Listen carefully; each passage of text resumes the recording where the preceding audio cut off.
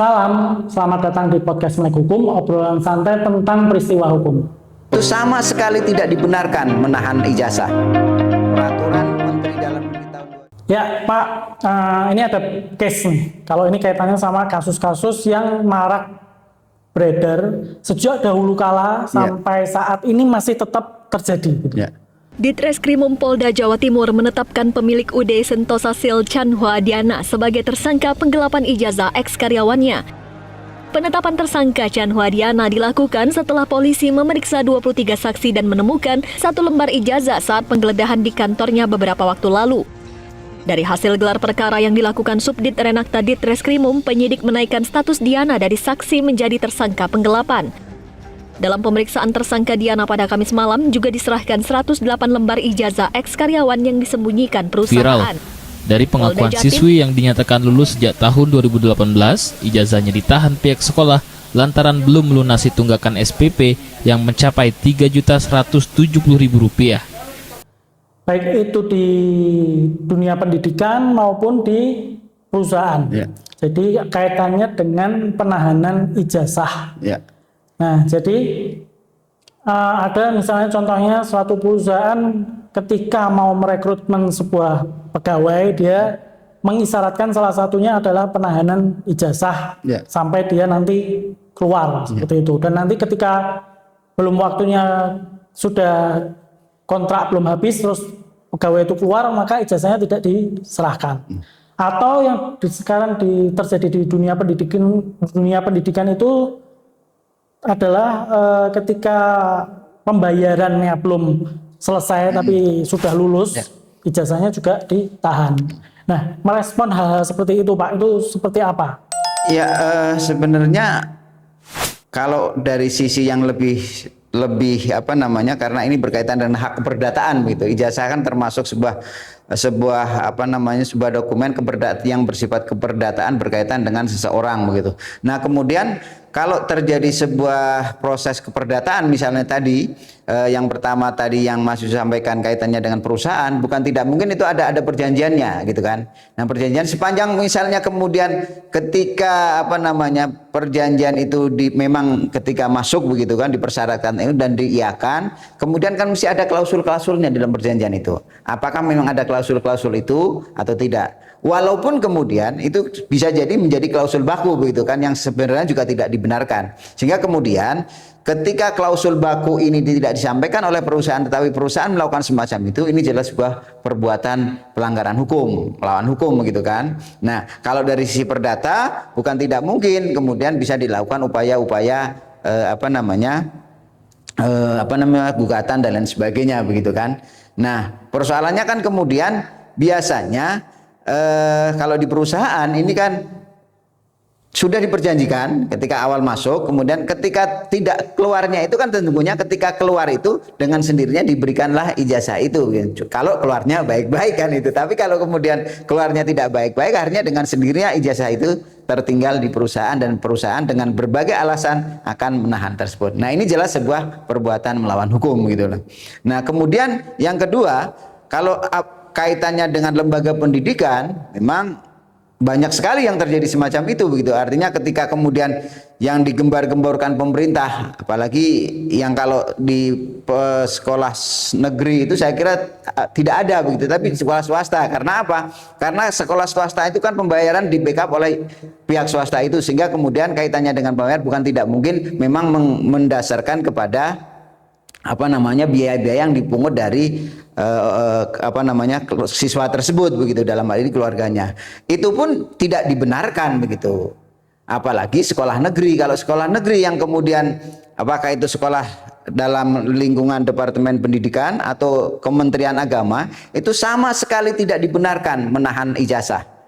Peraturan Menteri Dalam Negeri tahun 2020, peraturan Kemenristek tahun 2020 itu menyatakan tidak boleh sekolahan menahan ijazah dengan alasan apapun. Dan terakhir ada peraturan Kementerian Permenristek Dikbud di tahun 2024 juga menyatakan seperti itu, tanpa alasan apapun sekolah tidak bisa menahan ijazah. Nah, kalau itu terjadi, maka kemudian sesungguhnya yang bisa dilakukan oleh orang tua, ya, Karena kan anak-anak kan mesti akan, ya mau tidak mau ini sangat-sangat merugikan sekali. Artinya ketika dia harus sekolah, tidak bisa melanjutkan gitu. Ini kan satu kerugian yang sangat luar biasa.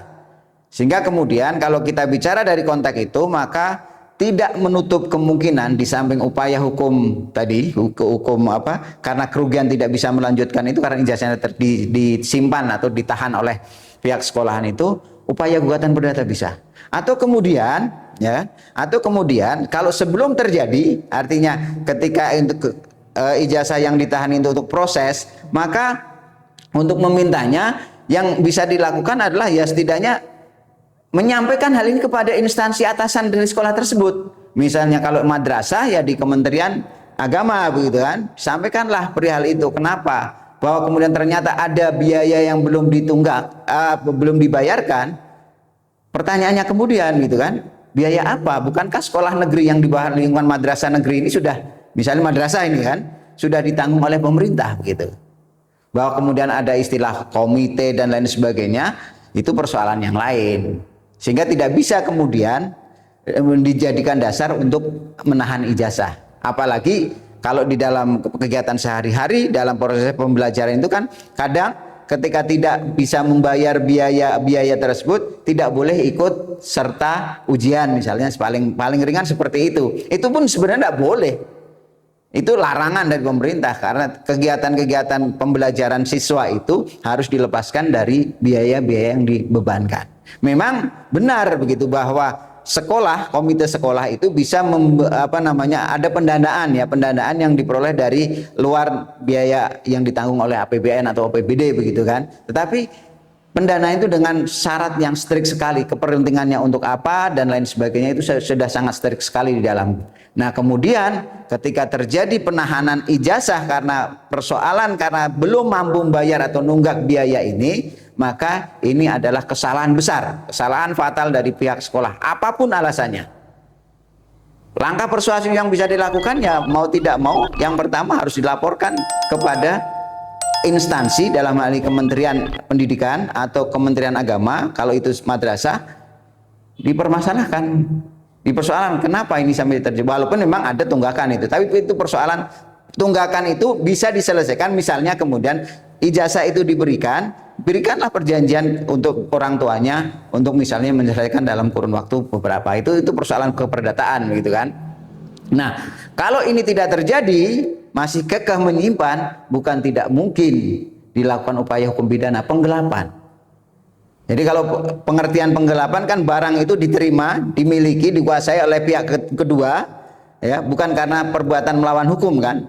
Maka ketika itu ijazah ditahan, ya, dengan alasan apapun tadi, maka di dalam ketentuan hukum pidana kita bisa dilakukan itu. Nah, secara administratif kalau memang mau dilakukan upaya itu, di samping upaya itu ya ketika secara persuasif ke atasannya tidak selesai, ya mau tidak mau harus setidaknya ke ombudsman dulu gitu kan.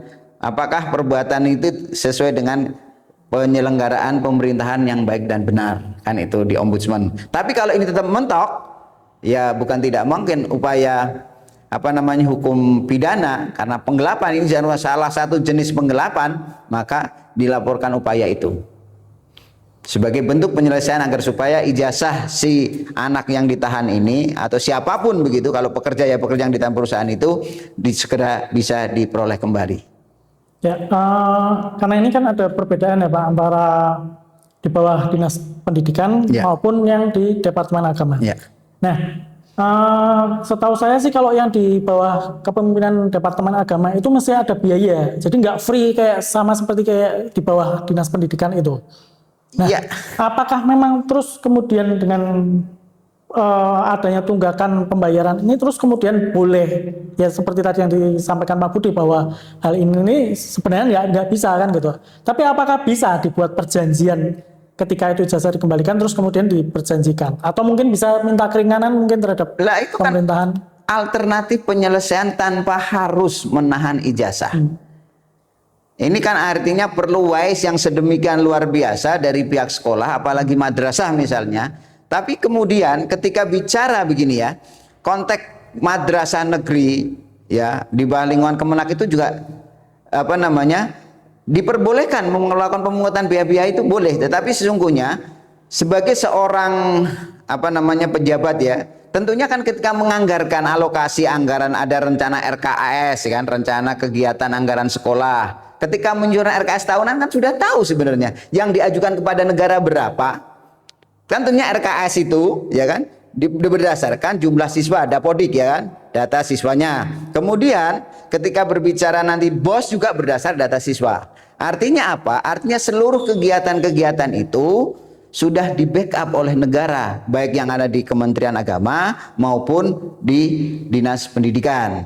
Sehingga kemudian jenjang sekolah yang gratis itu memang benar adanya sesungguhnya, tetapi kemudian memang dibenarkan begitu kan, berdasar peraturan Menteri Agama juga ada, berdasarkan peraturan Menteri Dinas Pendidikan juga ada yang membolehkan melakukan pungutan biaya-biaya lain dari pihak ketiga, termasuk diantaranya wali kelas, biasanya dikenal dengan komite begitu kan. Nah cuman persoalan di situ ada keperluannya rigid sekali di dalam aturan itu, di dalam belit aturan itu sangat rigid sekali, tidak boleh untuk ini, tidak boleh ini, tidak boleh diberikan dari perusahaan yang ada kaitannya dengan ini dan sebagainya. Aturannya sangat rigid sekali dan peruntukannya ya juga sangat rigid, dan pertanggungjawabannya juga harus disampaikan kepada wali murid si penyumbang dana ini. Ini sangat di peraturan baik di Kementerian Agama maupun di Kementerian Pendidikan sangat rigid sekali dalam hal pengelolaan dana dari pihak ketiga untuk kegiatan pembelajaran di sekolah. Baik, terus ini terkaitannya sama perusahaan tadi. Kalau di perusahaan ini kan perjanjian ini tidak boleh melanggar apa yang telah diatur sama undang-undang kan, seperti itu. Apakah boleh, kan sedangkan itu kan dilarang nih untuk menahan ijazah, membuat perjanjian untuk ketika nanti keluar terus dimasukkan dalam suatu klausul perjanjian bahwa ijazah ini sebagai jaminan seperti itu. Ya itu bodohnya legal dari perusahaan tersebut kalau mau bikin itu. Artinya akan tidak sah kan? Iya, klausul yang halal, yang tidak halal kan begitu. Artinya kemudian ketika perusahaan buat semacam itu kan berarti dia menggali lubang kuburnya sendiri gitu kan. Sehingga kemudian perjanjian itu tidak sah. Makanya kemudian ketika misalnya kita bicara bahwa misalnya ada perjanjian, oke lah. Berapa kemudian perusahaan bisa menggaransi bahwa ijazah itu benar-benar safe? Apakah disimpan di safety box atau apa? Ada jaminan itu atau tidak? Kalau ada jaminan itu no problem gitu loh. Nah kalau itu tidak ada, maka yang sedemikian aja sudah dilarang, apalagi yang tanpa ada perjanjian apa-apa. Karena memang pada saat perjanjian itu atau seorang calon karyawan masuk ini mesti dalam kondisi yang dia di bawah sekali gitu loh. Artinya apapun yang diinginkan oleh perusahaan diiyakan saja begitu. Sehingga kemudian itu dianggap sebagai seolah-olah menyepakati secara diam-diam kan, kita akhirnya menyetujui perjanjian. Padahal itu kan bumerang bagi perusahaan ketika melakukan hal-hal tersebut begitu. Karena ini kaitannya sama syarat objektif ya, artinya batal demi hukum, Pak. Nah perjanjian kalau batal demi hukum, apakah itu terkait dengan salary dan lain sebagainya itu juga jadi nggak sah seperti itu? Iya, karena nanti bergantung kepada klausul apa di akhir ketika terjadi wan prestasi tersebut begitu kan. Jadi kan biasanya itu muncul ketika permasalahan nyimpen ijazah muncul adalah ketika si perusahaan ya kan atau si pekerja atau siswa keluar dengan tidak baik-baik dalam tanda kutip. Dalam tanda kutip misalnya kalau siswa dia ada tunggakan administratif biaya-biaya tersebut, kalau pekerja bisa jadi karena belum masa kontrak atau kebijakan perusahaan dan lain sebagainya jadi keluar. Sehingga kemudian keluarnya tidak dalam kondisi baik-baik sehingga kemudian ijazah masih menjadi disimpan. Nah, retensi yang dilakukan perusahaan itu adalah dalam rangka itikat baiknya perusahaan itu ketika meretensi menahan ijazah itu adalah karena ada kewajiban yang harus diselesaikan oleh si pekerja. Semacam itu pada prinsipnya. Tetapi itu tidak boleh dibenarkan. Tidak dibenarkan sama sekali. Sehingga kemudian sesungguhnya kalau perusahaan itu mau menahan ijazah itu jangan menahan ijazah dengan menggunakan dalil-dalil semacam itu. Artinya serahkan saja, tapi kemudian dengan berbagai ketentuan berkaitan dengan misalnya kalau di perbankan sangat jelas sekali ya, misalnya ketika terjadi fraud terhadap si A karyawannya, sebelum dia keluar itu sudah apakah harus mengganti rugi itu dengan mekanisme dari potong gaji dan sekian lama gitu, dengan sendirinya itu bisa dilakukan juga. Masalah pidananya. Jadi terkait dengan tadi kalau disampaikan Pak Budi adalah penggelapan. Ya. Nah, namanya penggelapan itu kan artinya diambil secara tidak sukarela kan seperti itu. Lah, kalau ini kan beda.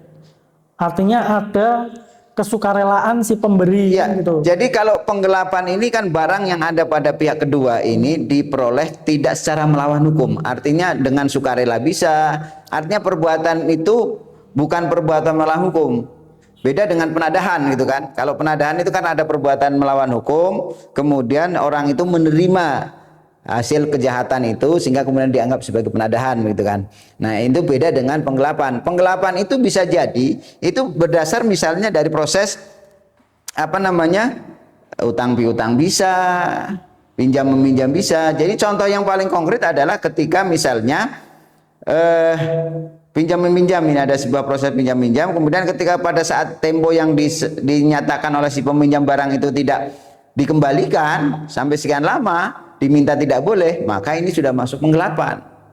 Jadi dia menguasai barang ini, pihak kedua yang menguasai barang ini bukan karena perbuatan melawan hukum, tetapi ketika diminta kembali tidak bisa, tidak dikembalikan, maka itu dimasuk sebagai penggelapan. Sama halnya ketika ijazah ini kan dikuasai, yang seharusnya dimiliki oleh si siswa, dikuasai oleh siswa, tapi kan pada saat sebelum selesai ini kan tetap menjadi kekuasaan sekolah gitu kan. Sekolah menguasai itu tidak melawan hukum gitu kan. Tapi kemudian ketika menjadi haknya sudah selesai dinyatakan lulus, maka menjadi hak si siswa. Ketika itu tetap dikuasai, diminta tidak boleh, itulah penggelapannya. Baik.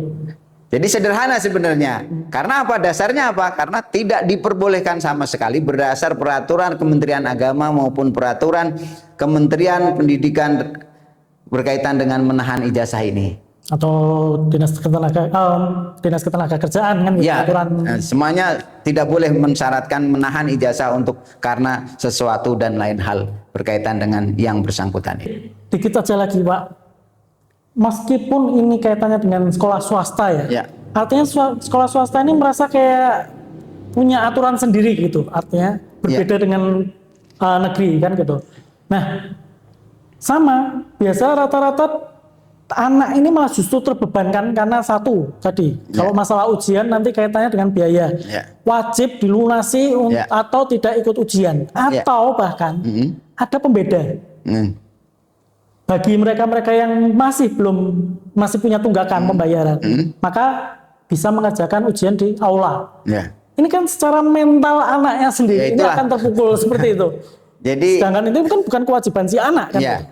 Jadi memang kalau kita bicara lembaga swasta, sekolah swasta ini memang komitmen yang harus dibangun di awal adalah bagaimana komitmen antara orang tua wali dengan pihak sekolah yang bersangkutan. Artinya apa? Artinya bahwa ada kesadaran gitu kan, ada kesadaran berkaitan dengan biaya-biaya itu. Karena memang kalau sekolah swasta itu kan ketika memilih sekolah swasta A pasti dipastikan sesuai dengan kemampuan dalam hal kemampuan kapital begitu kan terhadap di sekolah tersebut begitu. Ketika tidak punya kemampuan mau tidak mau harus ada langkah-langkah yang strategis begitu. Apakah kemudian negosiasi ulang kaitannya dengan yang bersangkutan ke pihak sekolah yayasan itu persoalan yang lain. Tapi tidak bisa bahwa kemudian si anak ini dikenai perlakuan yang berbeda berkaitan dengan kewajiban orang tuanya. Ada pelanggaran hukumnya, ada itulah sanksi hukumnya enggak? Sanksinya adalah ketika kita bicara administrasi bukan tidak mungkin kalau apalagi sekolah swasta. Kalau sekolah swasta itu kan pengawasannya lebih ketat begitu. Pengawasan lebih ketat itu artinya ketika itu muncul di media kemudian terjadi sebuah no viral no justice tadi, maka ini menjadi bumerang bagi sekolah yang bersangkutan. Akan balik sendiri kepada sekolah yang bersangkutan. Makanya di sekolah-sekolah swasta itu biasanya kalau yang sudah terjadi itu biasanya peran aktif dari kan istilahnya kalau di sekolah swasta tenaga pendidik beda dengan guru gitu kan. Jadi kalau guru itu hanya pure urus melakukan pembelajaran gitu. Tapi kalau tenaga pendidik adalah tenaga administrasi yang bekerja di sekolah itu, sehingga kemudian merekalah yang bertanggung jawab mengelola biaya-biaya kaitannya dengan pendidikan tersebut. Sehingga ada pemisahan. Nah, di sekolah negeri ini yang kadang bias itu loh. Karena semuanya pegawai negeri semua, seolah-olah ya itu tadi mental-mental kolonial tadi. Kalau saya katakan bahasa-bahasa yang paling kalau bahasa saya ini adalah mental-mental kolonial tersebut, mental-mental penjajah, karena merasa berkuasa, ya kan? Karena merasa berkuasa sehingga dia melakukan apapun terhadap anak didiknya begitu. Sebelum ditutup Pak, mungkin ada yang mau disampaikan kaitannya dengan ya, kaitannya dengan proses menahan ijazah ini kan pola-pola kolonial gitu. Jadi orang-orang merasa berkuasa begitu kan, apalagi lembaga pendidikan ini merasa seolah berkuasa, sehingga kemudian apapun akan dilakukan ketika dalam rangka menjalankan kuasaannya. Di mana kuasaannya? Yaitu tadi, saya kuasa untuk bikin ijazah dan menahannya, tidak diberikan kepada saya karena you belum selesai membayar, maka saya tahan ijazah itu. Tapi dia tidak tahu, aturan sama sekali tidak memperbolehkan, dan itu tidak hanya sekedar administrasi, ya kan, tetapi juga bisa masuk ke ranah pidana. Siapapun itu, walaupun kemudian kalau kita bicara pidana kan nanti lembaganya siapa? Apakah kepala sekolahnya atau yang petugas TU-nya yang menahan, kan itu prosesnya berjalan begitu kan. Nah, nanti kalau ketika itu diungkap, mesti akan terjadi proses yang sedemikian rupa hingga akhirnya ijazah itu dikembalikan, bisa jadi tanpa biaya begitu kan. Akhirnya ketika proses berjalan begitu. Yang kedepannya adalah bahwa apalagi pendidikan ini ya, ketika kita berbicara pendidikan, maka terhadap anak didik ini tidak boleh dibebani ya, anak didik ya, dengan kewajiban-kewajiban yang sesungguhnya menjadi beban orang tuanya. Jadi tidak ada lagi kemudian ke depan anak sekolah ini tidak bisa ikut ujian, tidak ikut tes summatif atau tes apapun di sekolahnya karena belum bayar SPP atau uang komite. Karena apa? Karena walaupun itu sekolah swasta ya, walaupun itu sekolah tidak bisa dibenarkan itu. Sehingga kemudian ini ketika menjadi sebuah bola api yang liar, bukan tidak mungkin akan terjadi proses pemidanaan terhadap model-model sekolahan yang semacam ini, akan terjadi proses pidana. Jadi itulah gunanya diseragamkan, menggunakan seragam agar tidak ada pembedaan antara kasta miskin maupun kaya. Seperti itu mungkin yang bisa kami sampaikan. Terima kasih Pak Budi atas pembelajaran ilmu yang disampaikan. Ya. Dan juga terima kasih untuk penonton setia Melek Hukum. Sekian dari kami. Salam.